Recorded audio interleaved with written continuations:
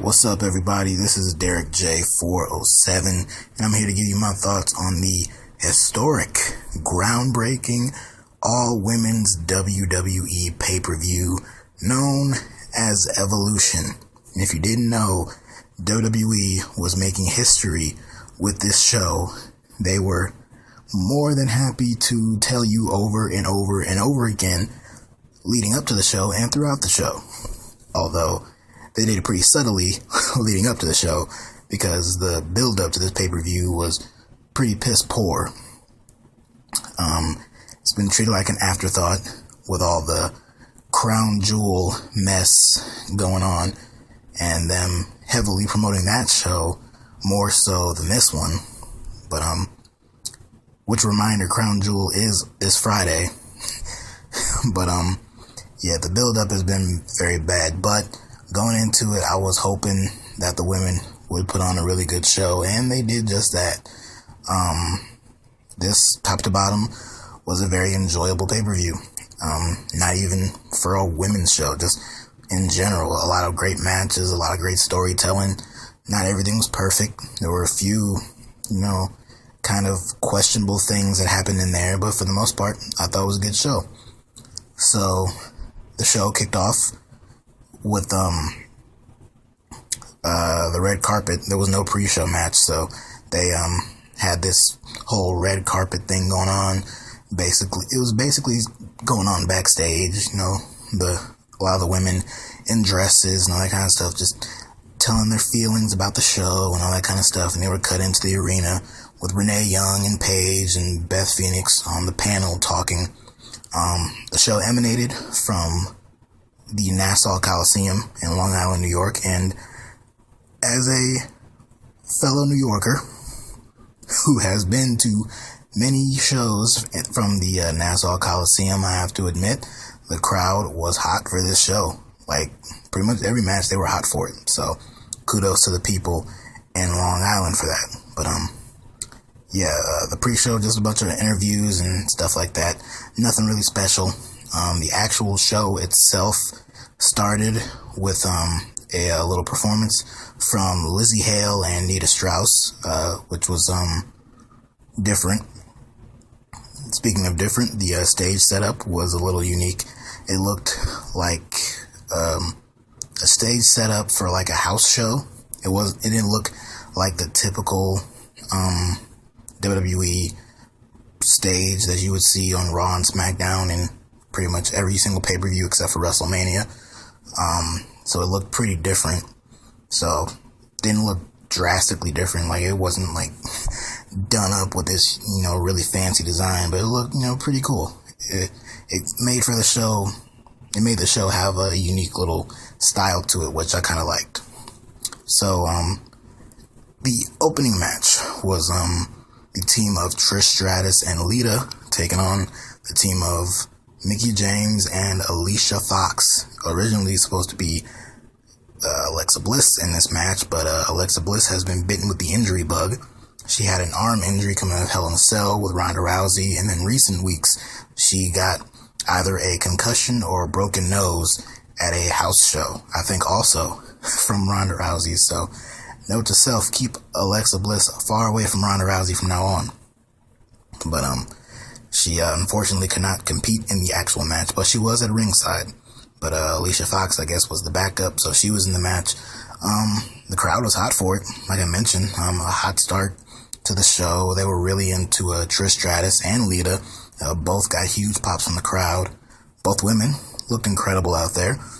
They both got "You Still Got It" chants, which irked me, because we just saw them wrestle earlier this year in the Women's Royal Rumble match. But, yeah, they did look good here. They pretty much, dominated early part of the match, but eventually the heels took over. So it was a pretty good but basic tag team match to open the show. The finish, things were going so well. Everyone was looking good. Trish was looking good. Lita was looking good. Mickie was looking good. And Alicia Fox, who was the substitute for Alexa Bliss, was looking good. Until the finish, where It was Trish and Mickey in the ring. Trish hit, Mickey was about to go for her DDT, but then Trish turned it into the Stratusfaction. So she hits it. The referee goes to count the 3, and what was supposed to happen is Alicia was supposed to come over and break it up, but instead the referee held up the count, and then Alicia came over and broke it up anyway, after the referee already held up the count. So the fans booed, and it looked awful. Like, Alicia had one job in this match, and she fucked it up. 13-year veteran. So, they quickly just went past it. Lita hit Alicia with the Twist of Fate, and then with both Mickey and Alicia laid out both together side by side. Lita went up top, hit the moonsault on both women. Then Trish hit the chick kick on Mickey and got the win. So a big win for Trish Stratus and Lita. They looked good, especially Trish. Lita looked a little choppy and sloppy, for that matter, in her Royal Rumble appearance, so she made up for it pretty much here. Managed to hit her moonsault okay. So I thought it was okay, and we'll see if we get any more Trish and Lita in the future. They showed a bunch of interviews with the women all throughout the show, just asking them how they felt about Evolution and all that kind of stuff, just really playing up the historic value and historic nature of the show, of course. But the next match was the Women's Battle Royal, aka the we don't have anything more important for you ladies to do, so we're just gonna throw you all in a random Battle Royal that really doesn't mean shit.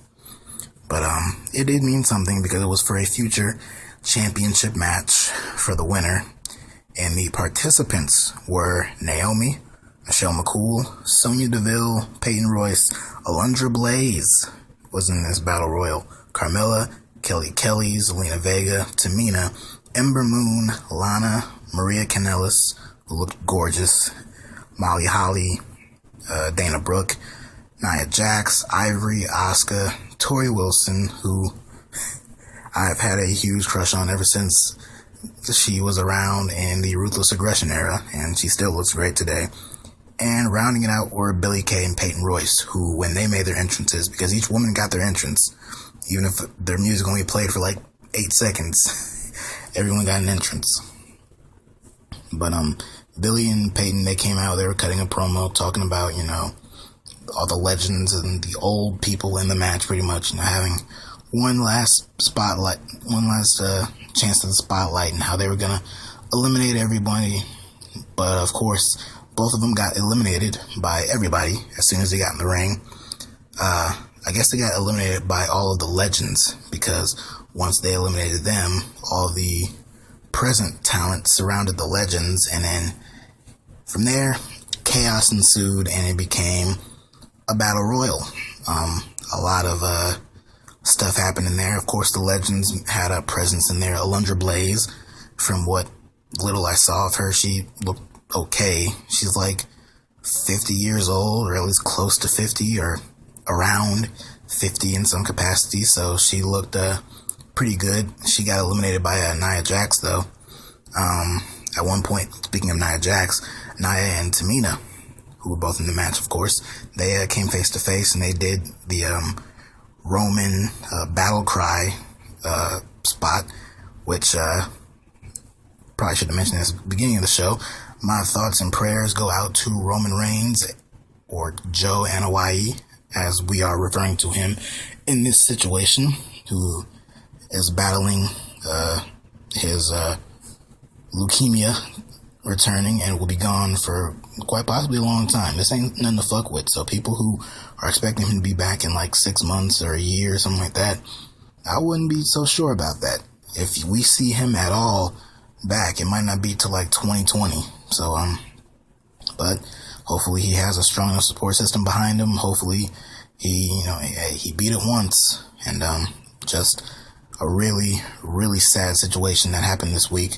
Roman Reigns coming out on Raw announcing that. And, it was tough. It was tough to see. It was tough to get through. But, hopefully he can come back someday, bigger, stronger, better than ever, beloved by the fans for beating cancer twice.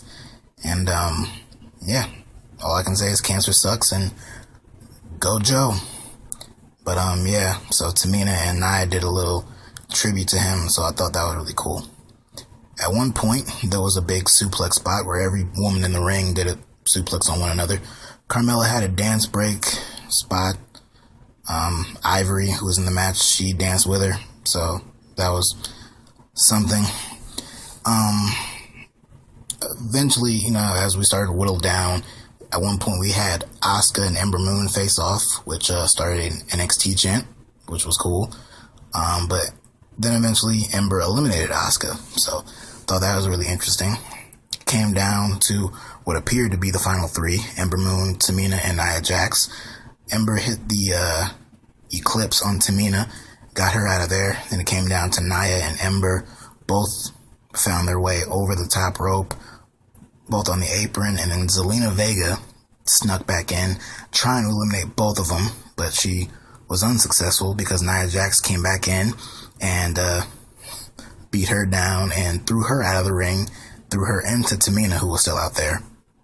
Then it came down to Nia Jax and Ember Moon, and then eventually Nia eliminated Ember, so Nia Jax wins the Battle Royal and now gets a future championship match.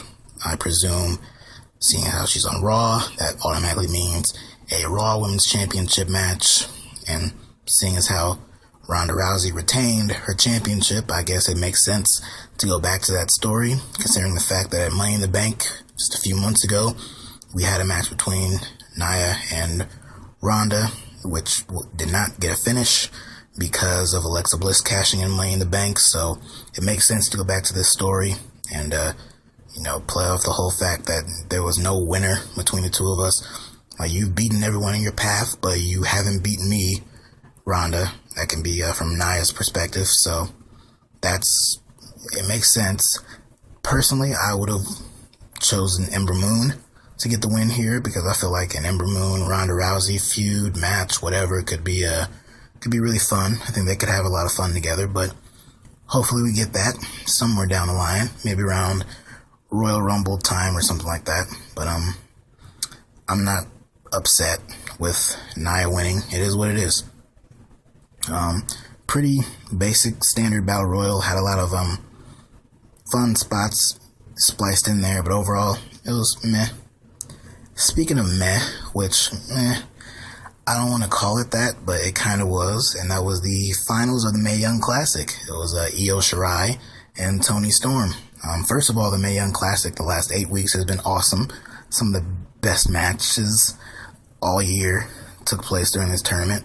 Meiko Satomura was amazing in the tournament. Her match with Mercedes Martinez immediately stands out to me as one of the best matches of the entire year, as well as her match with Toni Storm just last week was awesome. So much respect to her. But it came down to Io and Toni on this show, and they had a match that was good but very short, and it was a little disappointing in how short it was, because what they were doing was really good, but I felt like it was about to get into that higher gear. It got to a point where it was like, all right, I'm starting to really get into this now. But then it just kind of came out of nowhere and ended. So that caught me off guard a little bit. The same thing happened last year. Last year, the finals took place after SmackDown with the Kairi Sane and Shayna Baszler, and it just kind of ended out of nowhere, and they moved on to 205 Live, which I thought was weird then, and then they did the exact same thing on this show. The match, I think, barely went 10 minutes, but it was good. It was a fine match, but I just feel like it probably should have went longer. Not really much to say in the match. I think at one point Io hit the moonsault from the top rope onto Toni on the outside, so I thought that was really cool. Then at one point Toni gave Io a German suplex on the apron, but closer to the finish because there wasn't a whole lot in between. I think Io went for a moonsault again, but Toni got the knees up, or she moved, something like that. Yeah, I think it was the knee. And Toni hit her Storm Zero move and got the win. So Toni Storm picks up the win and is the winner of the 2018 Mae Young Classic. Good for her. I'm a big fan of Toni Storm. I'm a huge supporter of her. Also, Io Shirai. I love Io, one of the best wrestlers in the entire world right now. That doesn't reflect her moonsault when she actually hits it, which is few and far between. But yeah, I love both women, and hopefully we see more of them.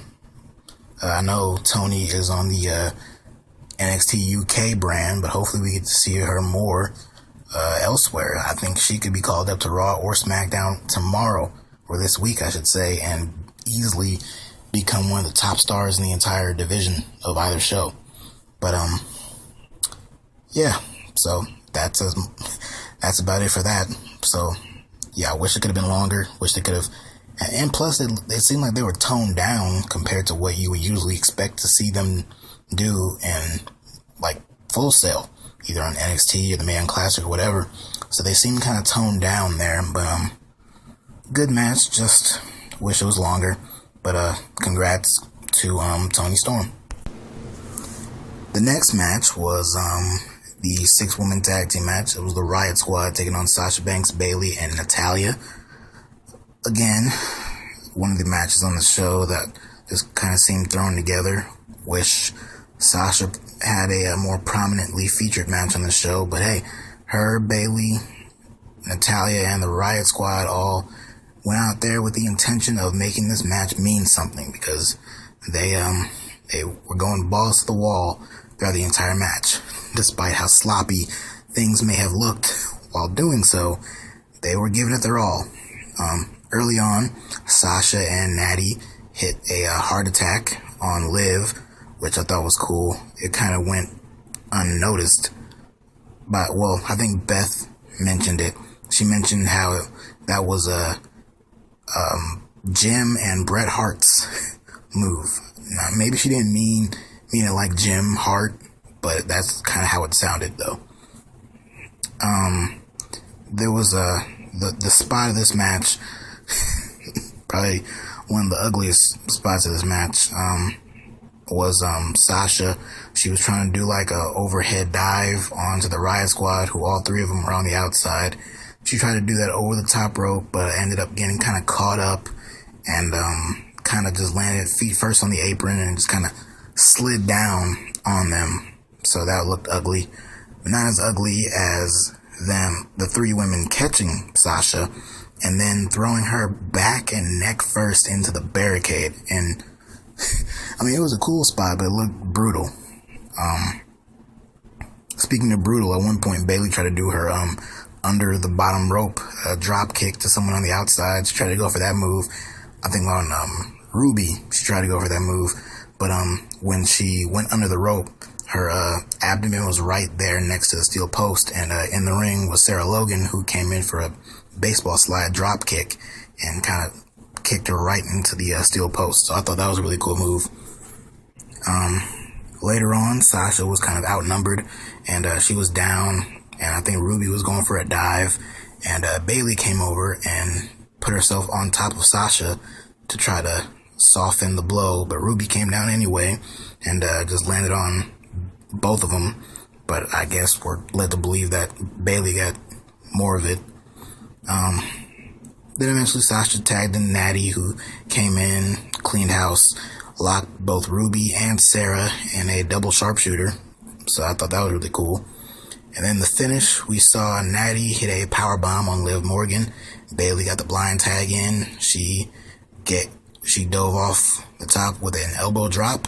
Then she dove to the outside on Ruby and Sarah. And then from the other side, we have Sasha coming down with a frog splash, paying homage to who we all know is her favorite wrestler of all time, Eddie Guerrero, and getting the 1-2-3 on Liv Morgan to win it for the babyfaces. So a fun match, although a match that you would probably see on any random episode of Raw. In fact, you might see it on Raw this week. We might get a rematch of this match on Raw this week.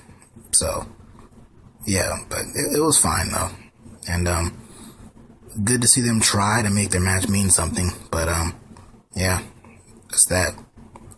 Up next, the NXT Women's Championship match. Kairi Sane defending against Shayna Baszler. Probably the second best match of the entire night, in my opinion. There were several NXT women at ringside. Bianca Belair, Candice LeRae, and two very notable people, Jessamyn Duke and Marina Shafir.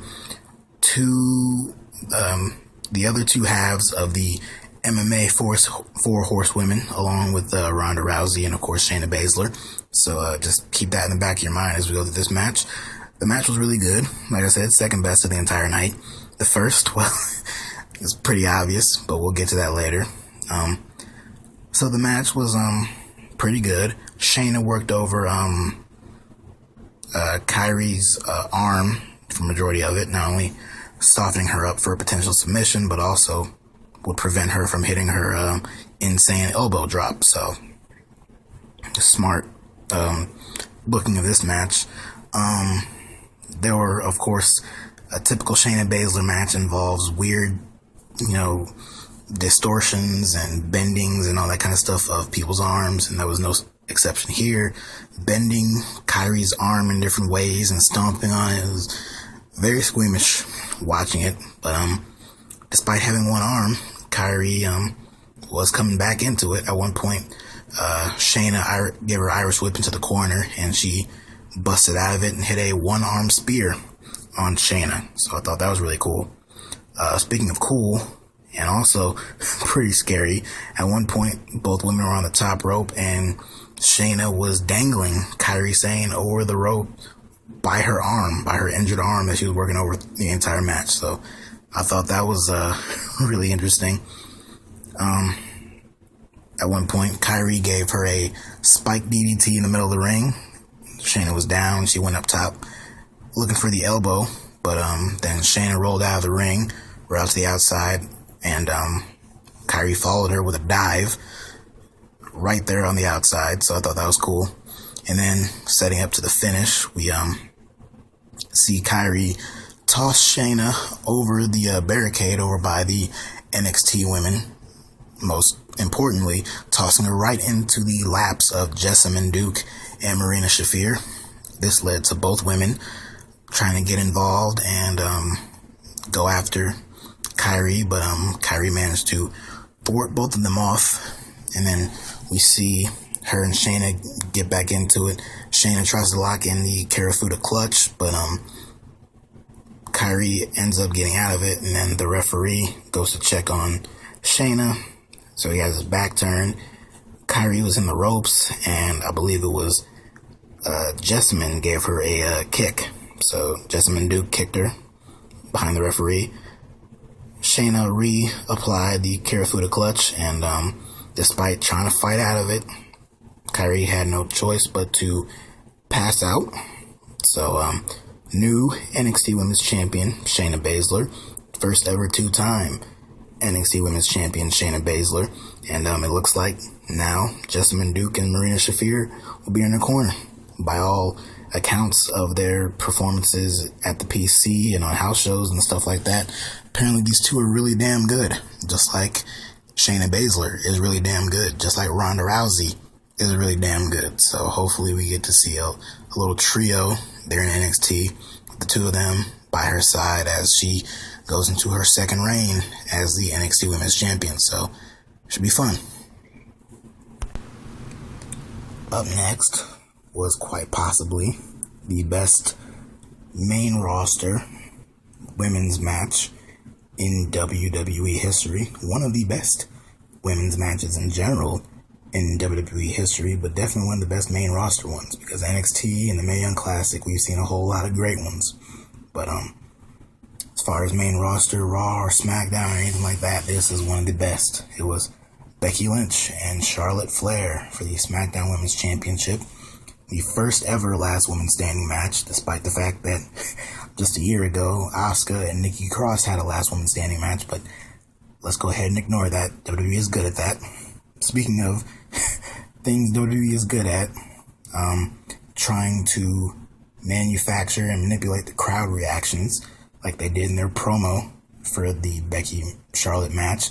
They edited in the crowd booing Becky Lynch, which has never happened, or at least hasn't happened since she first made this little switch back at SummerSlam. But you know how they are. So this match, I can't even put into words how great this match was. Just all up and down this match, it was just chaos, man. There was the crowd was hot for it. Of course, they were really into Becky and hated Charlotte. There were kendo stick shots. There were a bunch of chairs. At one point, both women were on opposite sides of the ring, just tossing a bunch of chairs into the ring. So I thought that was really cool.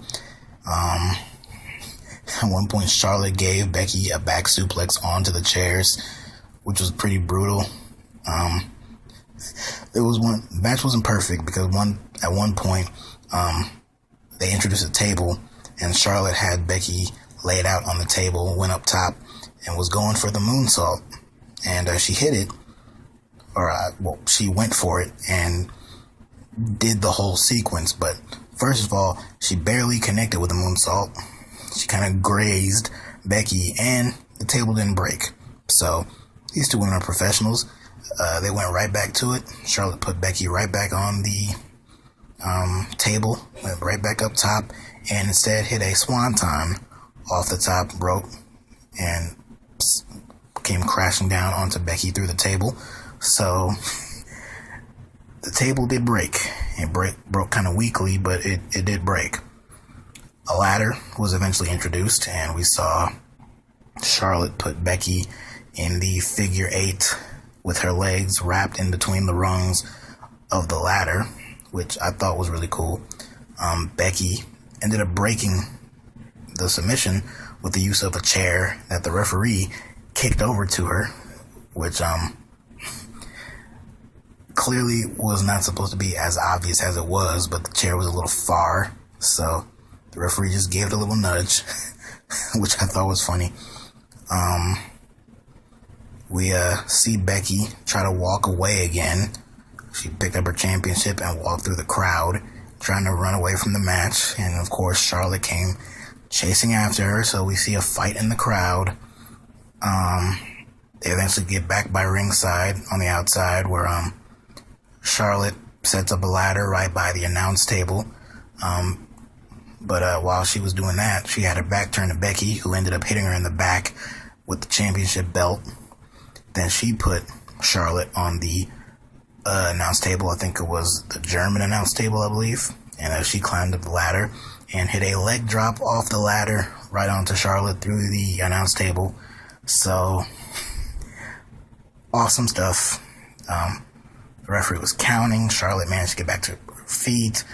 And then Becky started to pummel Charlotte, started burying her under a bunch of chairs, the announce chairs, metal chairs, pieces of the broken table from in the ring, a bunch of stuff. And the referee started to count, and eventually Charlotte rose up from it with this really crazed, pissed off look in her eye, which I thought was just awesome. And Becky looked like she saw a ghost and tried to run away. And of course Charlotte went right after her. So they're fighting now the other side of the ring, and we see another table introduced. I think it was introduced earlier in the match, and it just remained on the outside. So now it gets set up, and Charlotte has Becky laid out on it. She goes up the apron, up to the top rope, gearing up for what appears to be a moonsault, but then Becky gets up off the table, climbs up on the apron, and delivers a power bomb from the top rope, from the apron, crashing Charlotte right through the table. There was no getting up from that. She tried, but she almost made it to her feet, but at the last second, she collapsed, and Becky Lynch gets the win. So Becky Lynch is still SmackDown Women's Champion, as she should be. I thought this match was incredible. One of the best women's matches, at least I've seen in WWE in a very long time, especially on the main roster, where we we get great matches, but we don't get them like this. This is one of the best, and I might just go ahead, maybe I'll have to reconsider it later, but I'm going to go ahead and say it right now. In terms of Raw and SmackDown and the main roster, this is the best women's match in the history of the main roster. So, the best that you will ever see. Better than any of the matches Charlotte and Sasha had, better than any of the matches that Charlotte and Natty had, going back in the days of Trish and Lita. Better than all of it. This was perfect. Aside from Becky running away at certain points in the match, I could do without that. But aside from that, the stuff here was amazing. It's a perfect way to cap off what has been one of the best feuds of the year between Charlotte and Becky. And I do believe this match should have ended the show. I was very upset it didn't, but it was definitely the highlight, and for a lot of people, it was the true main event of the show. So, coming off of this match on Cloud 9, and what do they immediately follow this match up with? Promotion for Crown Jewel. They did a rundown of the card, and apparently, as soon as the little logo for Crown Jewel popped up on the screen in the arena, the fans booed it. They rejected it, so they took it off the screen and just kept it there for us to see on TV. Yes, let's promote the Blood Money Saudi Arabia show that the women can't compete on. Let's promote that on the show with nothing but women, just to remind you exactly why this show is happening at all, let alone so close to that Crown Jewel show. So, promotion for the Dirty Blood Money from Saudi Arabia show. And I said before, I'm not going to watch it. I probably will. I probably will, as will a lot of you. So we get to the main event. Ronda Rousey defending the Raw Women's Championship against Nikki Bella. The feud was, it's been they've done what they can to get interest in this match, making it personal. Ronda cutting that promo a few weeks ago, mentioning the only door Nikki knocked down was the one to Cena's bedroom, and she got kicked out of that same door. Good line, and a lot of good back and forth stuff on social media, that kind of stuff heading into this match. And you knew the crowd was going to be hot for it. The heat for the Bellas was going to be strong, and of course, Ronda has a lot of love, so they had to bank on that, and it paid off. Obviously, it did not come close to topping the SmackDown Women's Championship match, which is hard because that's the greatest main roster women's match of all time. So it will be a difficult challenge. And they did what they could. Nikki probably was on offense way too long. Seeing Ronda Rousey sell for Nikki for as long as she did was very hard to take seriously. I think this match from start to finish was 70-30 Nikki, bro. It's she was on offense a lot. Ronda had to fight from under a lot in this match. A little too long for my believability to handle. But eventually she got back into it. At one point she had Nikki on her shoulders, so she was about to go for a slam, but Brie got up on the apron. Nikki was trying to cling onto her arms, but then Ronda kind of pulled her in and had both Bellas on her shoulder and slammed both of them. So I thought that was really cool. Later on, Nikki was on the outside, so Ronda came after her, threw it back in the ring, and behind the referee's back, Brie, who had already interfered previously in the beginning of the match, she gave Ronda a forearm, and then Ronda tossed her over the announce table. Then as soon as Ronda got back in the ring, Nikki hit an Alabama slam and got a 2 count. Then she threw Ronda in the steel post, hit her Rack Attack 2.0 move, and again, only good for a 2 count. And then Nikki, she went up to the top rope, and Ronda did some kind of move, like a small package or something like that, to come tumbling down off of the top rope, but immediately transitioned it into an armbar, and once it got cinched in real good, Nikki immediately tapped out, and Ronda retained. So Ronda, as if there was any real doubt, retains the Raw Women's Championship. Big pop, big celebration for her, and then afterwards she went up to the stage where all the women, including Stephanie McMahon, and I think I saw Triple H up there, they were all up there, you know, as if they were giving a final bow to the crowd, like it's the end of a opera or some kind of play or something like that, some musical that you would see. So like I said before, it was a good show. The SmackDown Women's Championship match easily makes this a thumbs up show, but even still, I liked it. There was enough good, more good than bad on the show, in my opinion, so I was very impressed. This showed that the women can carry a pay-per-view by themselves. They went out there with a chip on their shoulder and something to prove, and I think they proved it. So, good for them. Happy for them. Enjoyed the show a lot. Afterwards, they aired a Broken Matt Hardy and House Hardy Halloween special, which was kind of fun. There was a Papa Shango cameo, so I thought that was really fun. But, yeah, that's just something, if you want to see it, and if you're into the broken stuff, check it out. You might like it. But, yeah, the main thing is Evolution. I liked it. Thought it was a good show, so if you didn't give it a chance, go ahead and seek it out. And then this Friday will be the, like I mentioned before, the Dirty Blood Money from Saudi Arabia show, so I'll probably be checking it out and reviewing that too. So till then, see you guys later.